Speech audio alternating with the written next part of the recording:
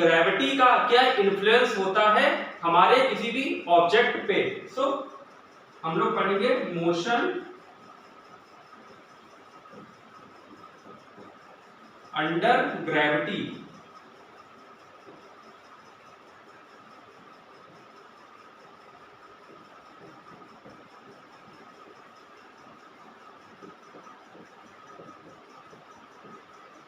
सो किसी भी ऑब्जेक्ट पे ग्रेविटी जो हमारी अर्थ होती है ये भी अपनी तरफ एक फोर्स लगाती है due to acceleration due to gravity की वजह से F is equal to mg। So उस केस में क्या कंडीशनें होंगी, कैसे क्या हमारा जो कह सकते हैं जो लॉ इक्वेशन ऑफ मोशन है, सॉरी हमारी जो इक्वेशन ऑफ मोशन है ये कैसे डील करेंगे हम इनको। सो चलिए आइए देखते हैं। सो यहाँ पे दो केसेस बनते हैं। अपवर्ड डायरेक्शन में जब हमारा कोई भी ऑब्जेक्ट मूव करता है, अपवर्ड डायरेक्शन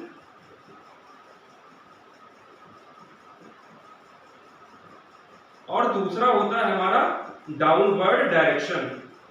डाउनवर्ड डायरेक्शन में जब हमारी कोई भी बॉडी मूव करती है। सो मैं एक एग्जांपल के तौर पे एक आपको एक दिखाना चाहता हूं। ये मेरे पास एक बॉल है। सो इस बॉल ये मान के चलिए कोई एक बॉल है।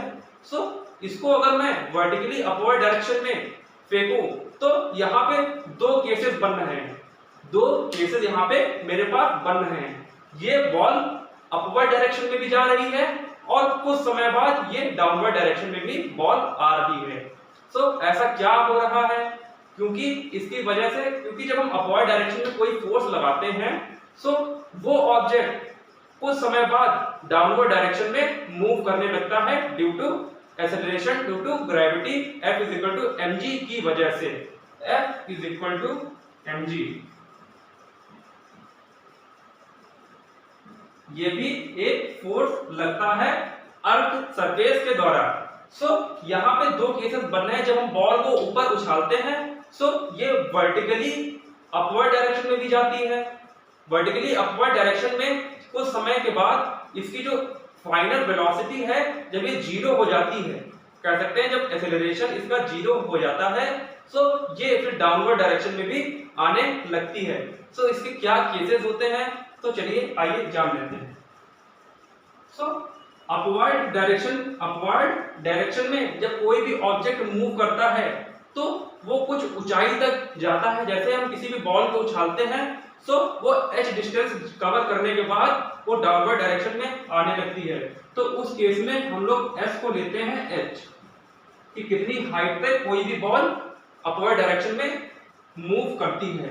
और यहाँ पे एक्सेलरेशन को हम लोग -g वैल्यू पुट करते हैं हम लोग इक्वेशंस ऑफ मोशन में। सो इन दोनों केसेस को हम लोग इक्वेशन ऑफ मोशन में यूज करते हैं और देखते हैं कि क्या रिजल्ट्स आते हैं।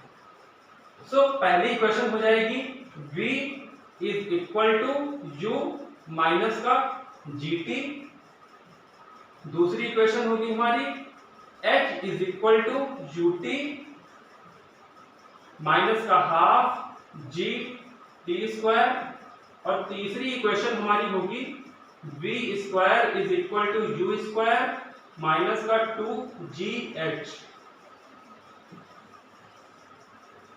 सो ये हमारे तीन केसेस बनेंगे जब हमारी कोई भी ऑब्जेक्ट अपवर्ड डायरेक्शन में मूव करता है विद रिस्पेक्ट टू अर्थ। सो उस केस में हम लोग एक्सेलरेशन को -g ले लेते हैं, क्योंकि हमारी जो वेलोसिटी है जब हम किसी बॉल को अपवर्ड डायरेक्शन में फेंकते हैं सो उसका कह सकते हैं जो उसकी वेलोसिटी है वो धीरे धीरे अपवर्ड डायरेक्शन में जाने के बाद धीरे धीरे कम होने लगती है। सो उसका एक्सेलरेशन भी कम होने लगेगा। जब एक्सेलरेशन कम होने लगेगा सो वो एक रिटार्डेशन की कंडीशन वहां पे बन जाएगी और उस केस में हम लोग एक्सेलरेशन को माइनस में लेते हैं। अब दूसरा केस क्या बनता है, डाउनवर्ड डायरेक्शन। सो डाउनवर्ड डायरेक्शन में भी हाइट जो होगी वो उतनी ही होगी। सो यहाँ पे s is equal to h हम लोग कंसीडर कर लेते हैं और यहाँ पे एक्सेलरेशन जो होगा वो पॉजिटिव g होगा। पॉजिटिव जी का क्या मतलब है कि कोई भी बॉडी जब कुछ हाइट जाने के बाद डाउनवर्ड डायरेक्शन में आती है तो जितना वो नीचे की ओर डाउनवर्ड डायरेक्शन में आएगी उसकी वेलोसिटी उतनी ही बढ़ती जाती है due to acceleration, due to gravity की वजह से, जी की वजह से उसकी वेलोसिटी बढ़ने लगती है। सो एक्सेलरेशन भी बढ़ेगा, जब एक्सेलरेशन बढ़ेगा तो हमारा एक्सेलरेशन पॉजिटिव हो जाएगा। सो उस केस में हम लोग ये कंडीशन लेते हैं। सो इनके केस में क्या हमारी इक्वेशन ऑफ मोशन होगी? सो पहली है v is equal to u plus gt, दूसरी इक्वेशन होगी h is equal to ut plus half gt square, और तीसरा केस बनेगा हमारा v square is equal to u square plus का 2gh। सो ये हमारे तीन कंडीशनें, तीन यहाँ पे इक्वेशन बनेगी डाउनवर्ड डायरेक्शन के केस में, जब कोई भी बॉडी डाउनवर्ड डायरेक्शन में मूव करती है। अब हम लोग पढ़ते हैं फ्री फॉल की कंडीशन, कि फ्री फॉल की क्या कंडीशन होती है। सो चलिए जान लेते हैं फ्री फॉल की कंडीशन को भी। उसमें भी ज्यादा कुछ होता नहीं है फ्री फॉल के केस में भी। सो फ्री फॉल के केस क्या होता है? फ्री फॉल का फ्री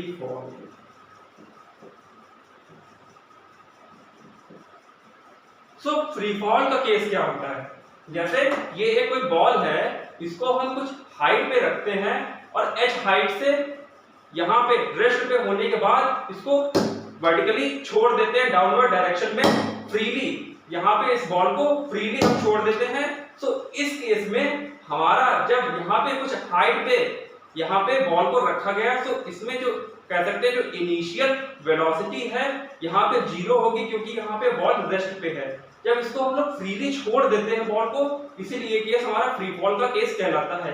जब इसको हम छोड़ देते हैं फ्रीली, सो ये यहाँ पे डाउनवर्ड डायरेक्शन में मूव करने लगता है। सो इस केस में हमारा फ्री फॉल के केस में u जो होता है वो हमारा 0 होता है। u का क्या मतलब है? Initial velocity. इनिशियल वेलोसिटी जो होती है वो हमारी 0 हो जाती है मीटर, या इसको लिख सकते हैं यूनिट इसकी मीटर पर सेकेंड। सो यहाँ पे जब कुछ हाइट पे कोई बॉल होती है या कोई भी ऑब्जेक्ट होता है, सो वहां पे ये रेस्ट पे होता है, और जब रेस्ट पे होता है तो यहाँ पे इसकी इनिशियल वेलोसिटी 0 हो जाएगी और फ्री फॉल का केस यहाँ पे एप्लीकेबल हो जाएगा। सो इसके क्या केसेस बनेंगे इक्वेशन ऑफ मोशन में? सो इसको चलिए देख लेते हैं।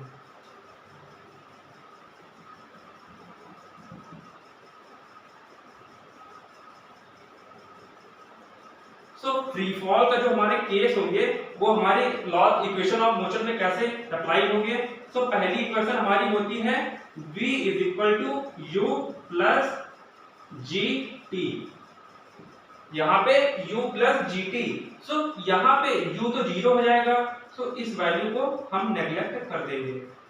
सो हमारा हो जाएगा v is equal to gt, दूसरा केस बनेगा is equal to ut plus half gt square.